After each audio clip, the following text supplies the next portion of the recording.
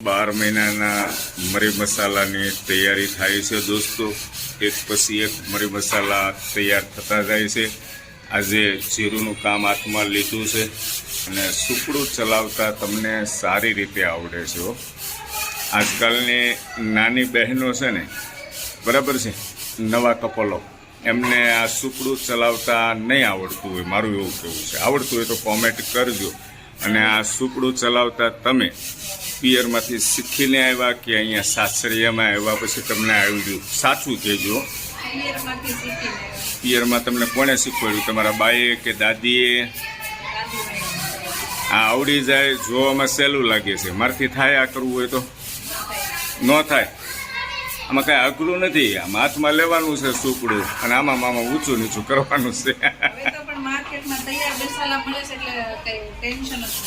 તૈયાર મસાલા મળે છે તો તમે શું કામ આ મહેનત કરો છો? ગામડેથી જીરું આવ્યું છે, એની સાફ સફાઈ કરીને પછી દળાવવાનું રહેશે, બરાબર છે?